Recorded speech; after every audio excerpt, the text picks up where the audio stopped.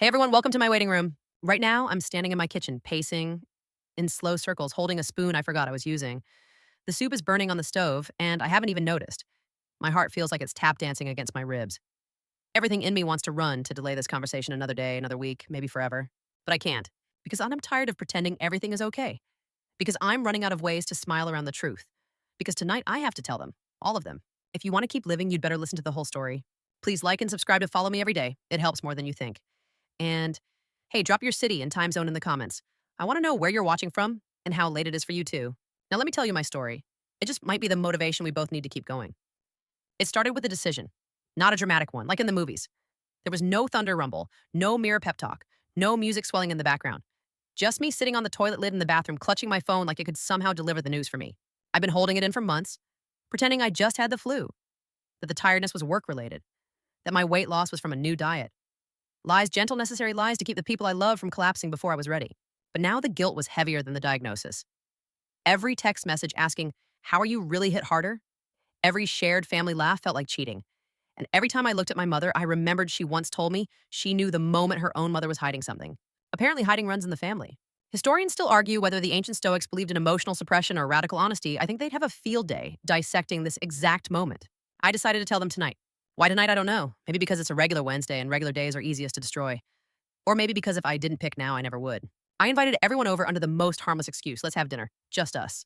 My sister sent back a thumbs up emoji. My dad replied with, "Do I need to bring anything?" My mom called immediately. "Is something wrong?" I said no. Lied again. Just one more.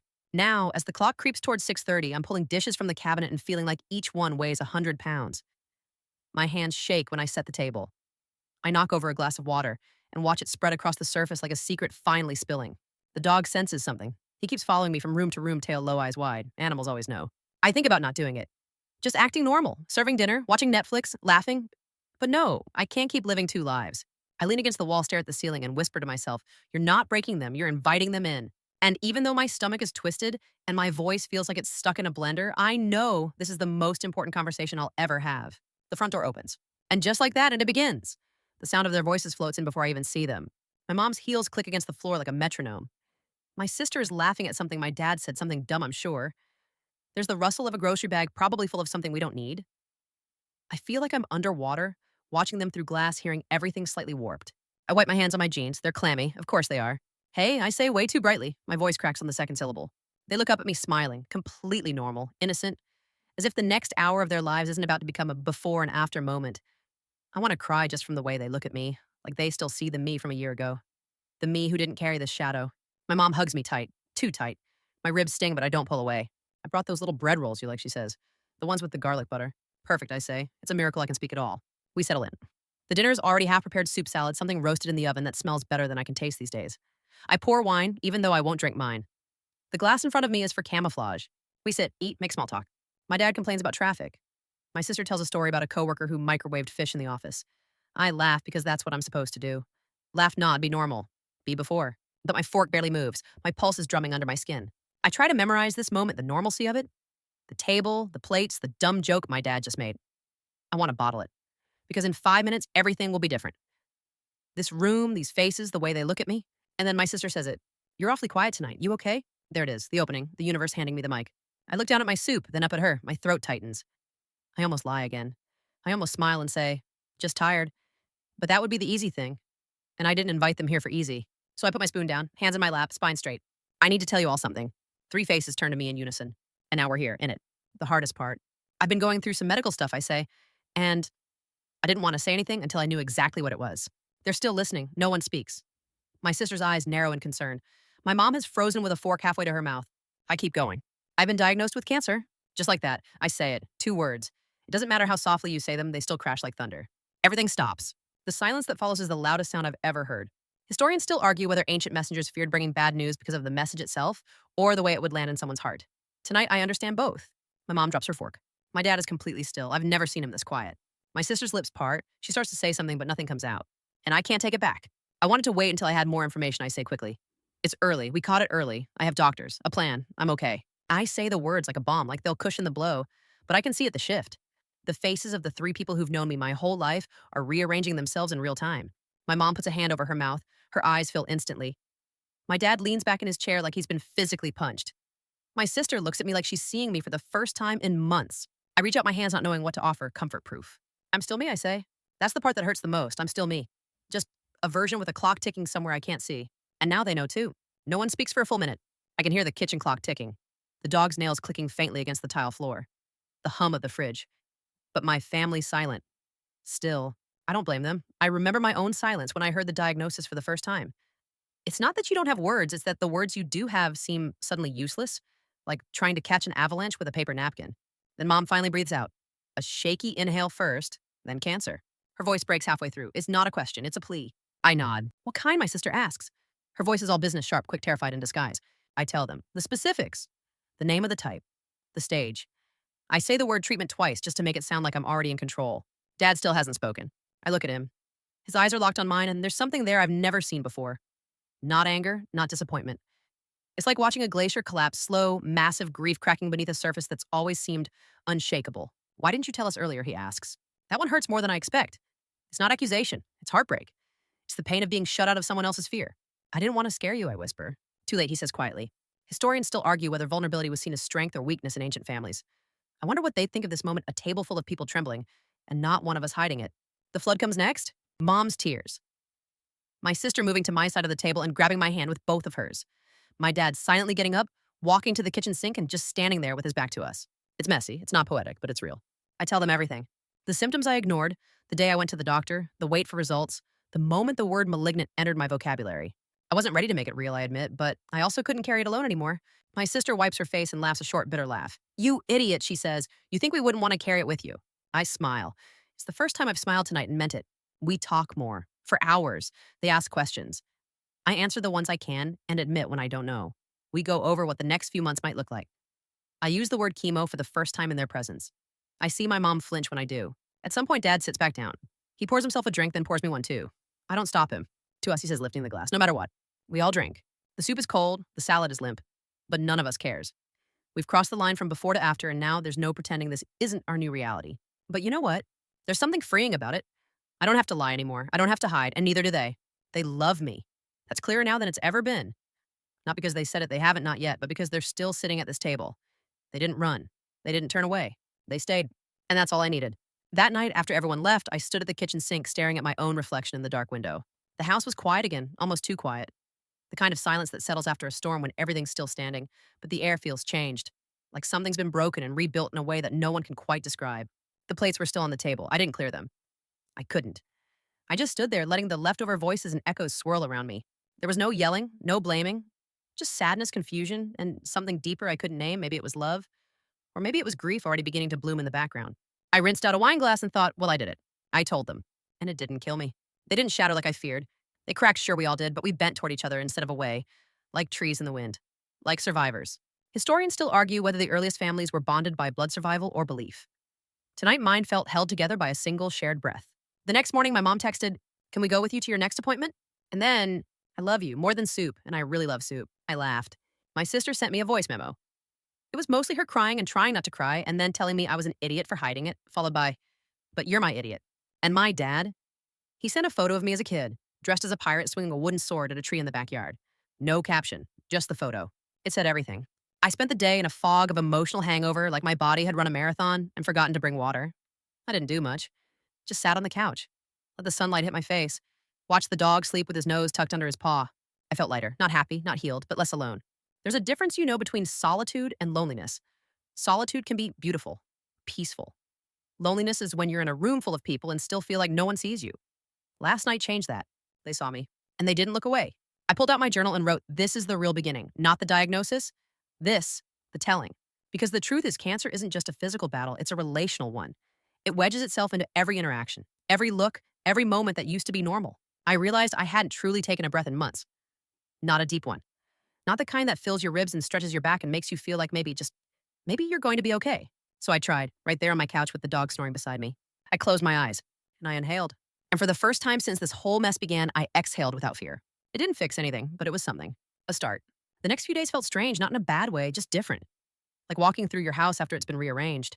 Everything's familiar, but nothing's quite where you left it. I kept expecting some sort of fallout after telling my family.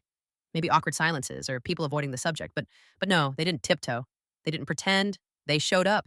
My mom brought over soup. Again, she always brings soup like it's her love language.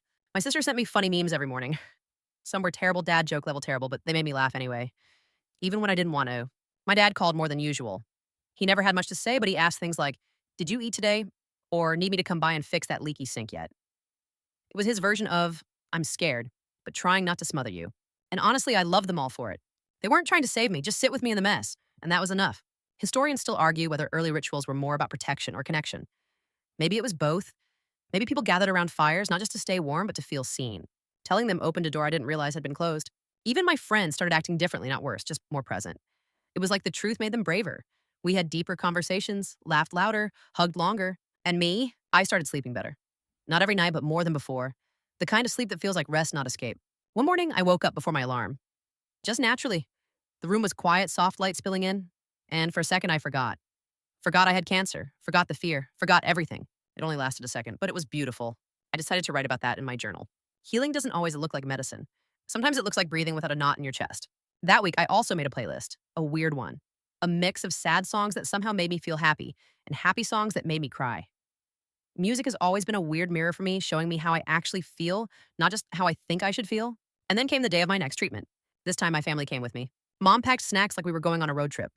My sister brought a deck of cards, even though we never actually played. Dad just sat beside me, solid and quiet like a mountain with a newspaper. I watched them watching me sometimes, nervously, sometimes with forced smiles, but always with love. That day, I didn't feel like a patient. I felt like a person surrounded by people who'd chosen to stay. We went out for pancakes afterward, because why not? I was wearing a beanie to hide the thinning patches on my scalp, and my sister pointed out that I looked like a hipster poet.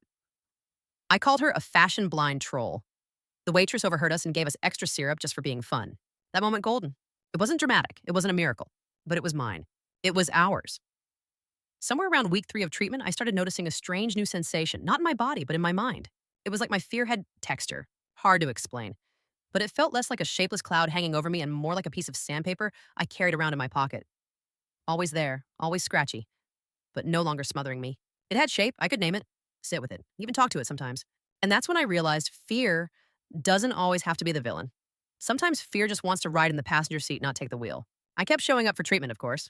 Same waiting room, same beige walls, same nurses who smiled like they had to but meant it anyway. One nurse, Maria, always wore glittery sneakers. She said they were her armor. Said if she was going to help people fight, she might as well sparkle. Historians still argue whether medieval knights decorated their armor for intimidation or inspiration. Personally, I think glitter shoes fall into both categories. Maria called me sunshine, even on the days I looked like a storm cloud. "You're here," she'd say, scanning my chart. That's half the battle. But I didn't feel like a warrior. I felt like a sponge soaking up pain fatigue questions with no answers. Some days I didn't even cry.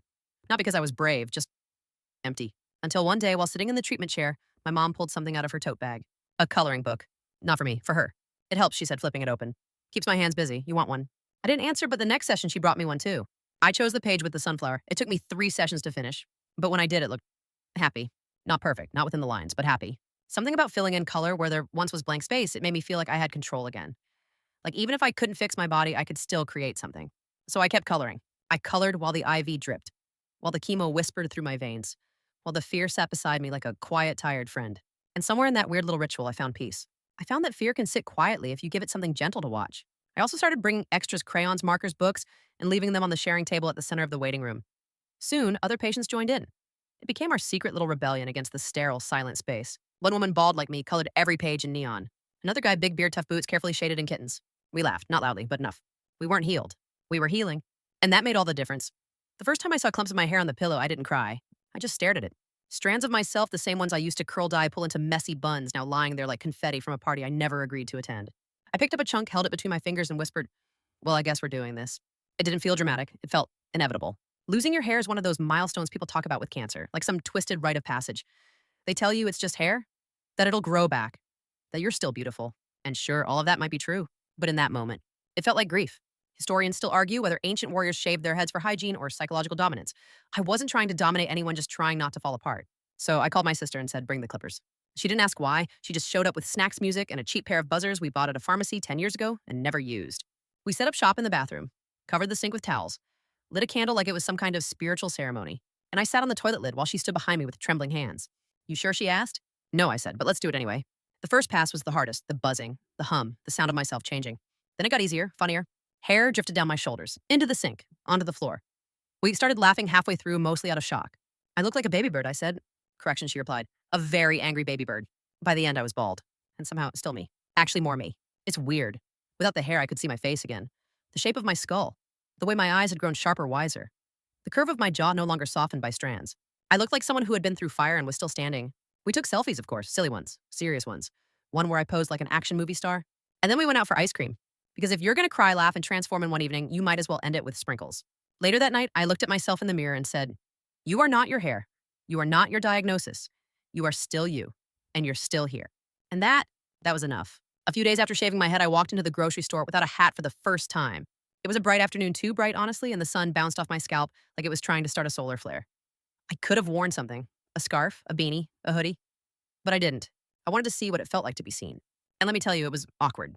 People stared. Some looked away, immediately embarrassed. Others held their gaze a second too long. A few offered those tight, sympathetic smiles that say, "I'm sorry, but I don't know what to say." One woman, older, maybe in her 70s, just gave me a simple nod. Not pity, not shock, just respect. Like a silent fist bump between two warriors in the same long, weird war. That nod carried me through the frozen foods aisle. Historians still argue whether public displays of resilience are acts of pride or survival. Personally, I think they're both. When I got home, I cried. Not because I regretted it, but because I realized how much I'd been hiding. Not just from others, but from myself. That night, I pulled out an old photo album. One of those bulky, glitter-covered ones from high school with wrinkled stickers and captions written in gel pen. I found a picture of myself at 16. Long hair braces holding a trophy from some random spelling bee I barely remembered. I stared at it for a while. Not with longing, but with kindness. She didn't know what was coming. And thank God. Because this version of me, the one looking back in the mirror, now bald, tired, maybe a little scared she's stronger than that girl ever imagined. And maybe that's the gift in all this mess. You start seeing yourself more clearly. Stripped down, no filters, no illusions, just you raw and real and still choosing to move forward.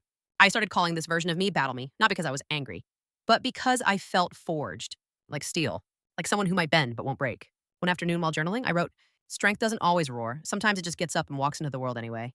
And that became my goal. Not to conquer, not to win, but to show up. Hat or no hat, good day or bad, strong or shaking, to show up. And that's when the shift really happened, not just in how others saw me, but how I saw myself. Not as someone being erased by cancer, but as someone being rewritten by it. Not less, just different.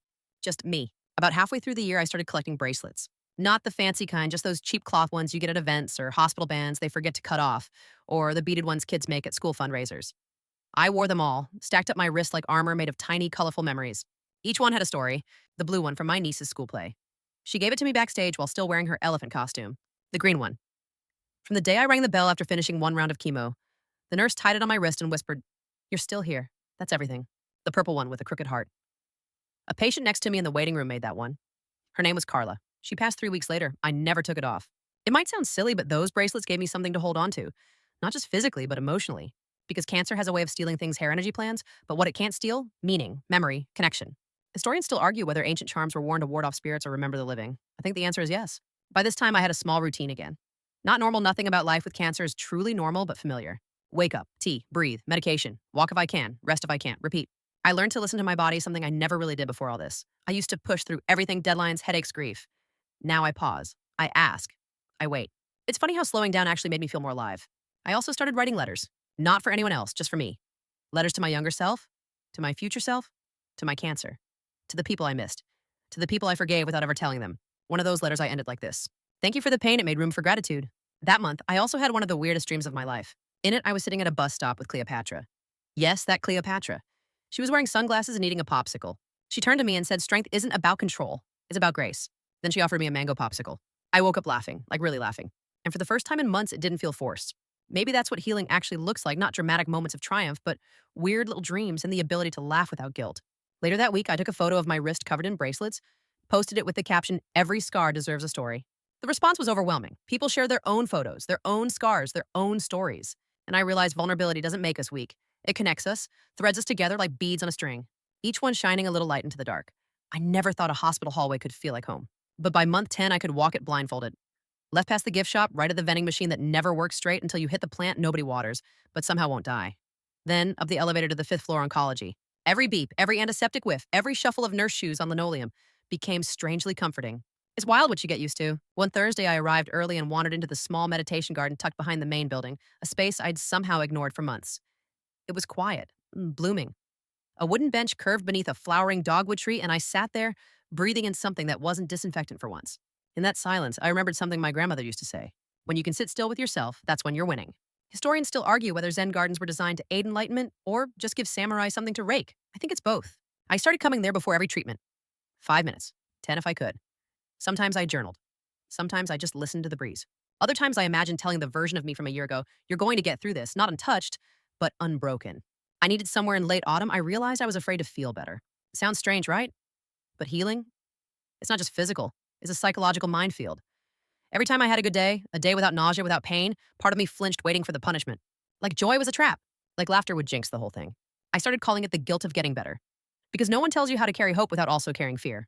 There's a certain superstition that sneaks in when you're sick. You avoid saying things like, I'm fine, because you're scared the universe will hear and take it all back. But that November morning, I woke up and felt, okay. And instead of bracing for impact, I decided to let the moment be what it was a gift.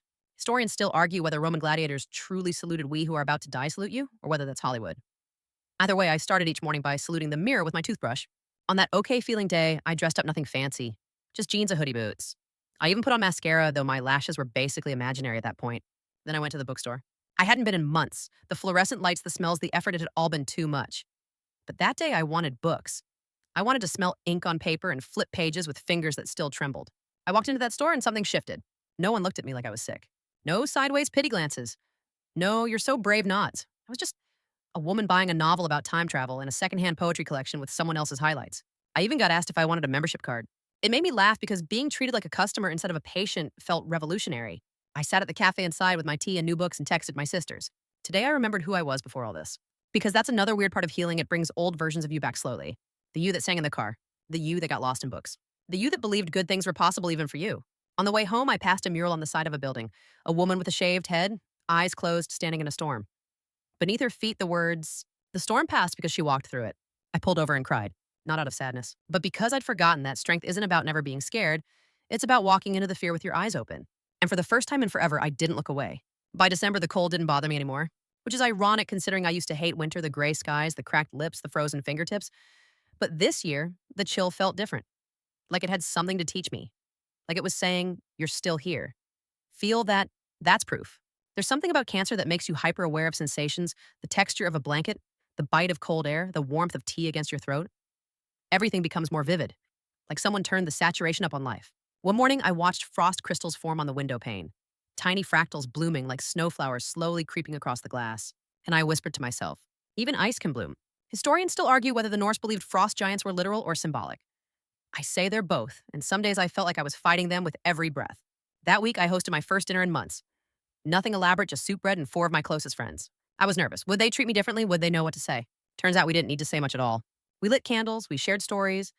We laughed, really laughed at stupid things like someone's kitchen disaster or a TikTok trend I was apparently way too old for. And when I passed around the bread basket, someone took my hand and said, you seem more you, more me. I hadn't realized how far I drifted from myself until someone handed me back a piece I didn't even know was missing. After they left, I stood in the doorway with a blanket wrapped around me and looked up at the stars. It was bitterly cold, but I stayed out there anyway, just breathing. And for the first time, I didn't feel fragile. I felt tempered, like steel after fire. Like the cold wasn't hurting me, it was making me sharper. I went to bed that night and dreamt I was walking barefoot across a frozen lake. Each step lit the ice beneath me like it was glass over fireflies. And somewhere in the distance, someone, maybe me, maybe not, whispered, keep walking, there's light on the other side. I woke up smiling because I believed it. Because after all the appointments, the nausea, the fear, I was still here, still blooming, even in winter. New Year's Eve rolled around, and for once, I didn't make a resolution. No lists, no pressure, no new year, new me nonsense. Just one quiet promise. Whatever happens next, I'll meet it with open hands. I used to be obsessed with control. Schedules, goals, 5-year plans scribbled into color-coded planners. But cancer rewrites everything, and now I measure time in moments, not milestones. That night, I sat on my porch wrapped in 3 layers of sweaters and an old knit hat I found in a drawer. It didn't match anything, but it was warm and smelled like cedar and memory. I poured myself a mug of ginger tea, turned off my phone, and just listened. Fireworks popped in the distance. Someone down the street was playing Fleetwood Mac on a record player. The wind whistled through the trees like it had secrets to share, and I thought, this is enough. Historians still argue whether the first fireworks were meant to celebrate or to scare away evil spirits. I think maybe they do both. When midnight hit, I didn't cheer or toast. I just whispered, thank you into the air to no one in particular. To the year that didn't kill me. To the body that kept going even when I didn't want it to. To the strangers who became friends in waiting rooms. To the nurse who held my hand after I threw up on her shoes. To the version of me who chose to stay. That first week of January, I wrote a letter to myself and tucked it inside the medicine cabinet, a place I knew I'd visit often. It said, you've made it this far. Don't forget how. Then I started keeping a calendar, but instead of tracking appointments, I used it for one thing, only writing down moments I felt strong. January 3rd, walked 2 blocks without stopping. January 7th, laughed until my stomach hurt. January 11th, didn't cry during the blood draw. January 15th, told the truth when someone asked how I was. January 22, let myself rest without feeling lazy. The days started filling up not with to-dos, but with tiny victories. One morning, I passed a little girl walking to school. She had a bright pink backpack and a braid that swung like a metronome. As she skipped by, she smiled and said, "I like your hat." It was the same mismatched cedar-smelling hat. I smiled back and replied, "It's my lucky one." And maybe it was, because somewhere in the middle of winter, without realizing it, I'd started choosing joy again. Not because everything was perfect, but because I was still alive to notice it wasn't. I didn't know it would be my last scan for a while. There was no dramatic moment, no soaring music, just the soft beep of the machine powering down and a technician saying, "You can get dressed now." That was it. But as I tied the drawstring of my sweats and looked at my reflection in the cold steel-rimmed mirror, something inside me shifted. The woman staring back wasn't just a patient anymore. She was something else, someone weathered, yes, but not worn down. The nurse handed me a lollipop on the way out, green apple my least favorite, and said, "You've come a long way." I nodded, I really have. Outside the world looked exactly the same, but I was different. And I knew I would never see sidewalks, coffee shops, or strangers' smiles the same way again. Historians still argue whether Cleopatra's favorite perfume, Mendesian, truly had healing properties or was just royal marketing. Either way, I wore a tiny dab of citrus oil on my wrists that day because even queens need armor. That weekend, I hosted my first sleepover with my nieces in what felt like forever. We made pillow forts, ate popcorn, and painted each other's nails terribly. My youngest niece painted all of mine neon orange except the thumb, which she turned into a smiley face. "Now your hand's happy too," she said. And I thought if only healing were always that simple. But maybe it is sometimes. Maybe healing is letting them paint your thumb into a smiley face even when you still feel like crying. Maybe it's turning off the TV and watching stars out the window while little feet kick you in the ribs under shared blankets. Maybe it's watching kids fall asleep without fear and realizing you don't want them to know how scared you've been. Maybe it's smiling anyway. That night I sat by their beds and whispered, "You are safe, you are loved, you are light." And then I told myself the same thing. The next day I got a call. "Your scan looks stable. Let's space the next one out." I froze. Not because I was scared, but because I wasn't sure how to live without the hospital schedule. For 2 years, it had been my scaffolding, my rhythm, my reason to get dressed and get out. Now I had to find new reasons. So I started small. A walk through the park, a cooking class on Thursday nights, volunteering at the local library shelving books with my bald head uncovered for the first time, because if kids could handle dragons in outer space, they could handle me. One boy looked up at me and said, "You look like 11 from Stranger Things." And I grinned. "Cool. Does that mean I have powers?" He nodded solemnly. "Yeah, probably. Maybe I did. Maybe I do." Spring returned like a friend who'd stayed silent all winter, then showed up at my door with flowers and no apology. Everything bloomed at once, the cherry trees, the weeds, the dandelions cracking through sidewalks like little rebels. The air smelled of warm dirt and second chances. One morning, I stepped outside barefoot. The grass was wet, soft, real. I tilted my face to the sun and whispered, "I'm still here. No trumpet, no parade. Just a quiet truth echoing in my chest." I started gardening badly. I planted tomatoes and basil and things I couldn't pronounce from seed packets I bought without reading the instructions. Most didn't grow, but the basil did. Tiny green leaves curling up toward the sky like they knew what resilience was. Historians still argue whether the Hanging Gardens of Babylon ever existed or if they were simply imagined. But I say any garden you grow through pain is real enough. One afternoon, I sat beside my little basil pot and wrote myself a letter. Not the panicked kind from before, but a love letter to this messy, miraculous, unfinished version of me. I wrote, "You lost your hair, you lost control, you lost time and softness and whole pieces of your old life, but you never lost your soul, you never lost your fire, and you never stopped showing up." And then I folded it, taped it under the windowsill, and walked away. Because that's the thing about healing, you don't always need to keep it visible. Sometimes it's enough to know it's there. That spring, I also booked a weekend trip to the mountains, alone. I packed light journal hiking boots, a scarf on my head that flapped like a flag. On the trail, I passed people who didn't know me, didn't flinch, didn't offer pity. And I liked it. At one overlook, I sat for hours watching clouds roll over the hills. I thought about my first day in chemo, how I'd wanted to disappear. And now here I was, not disappeared, but expanded. I'd become someone who could sit alone in the middle of nowhere and feel full. The kind of full that has nothing to do with certainty and everything to do with acceptance. I didn't know what the next scan would say. I didn't know if the pain would come back. But for that moment, I didn't need to know. I only needed to breathe in pine and earth and sky. I only needed to feel the wind pull my scarf like a blessing. Because for the first time in years, I didn't feel like a patient. I felt like a person. A whole wild, imperfect person who'd walked through fire and come out glowing. Not healed, but healing. And that was enough.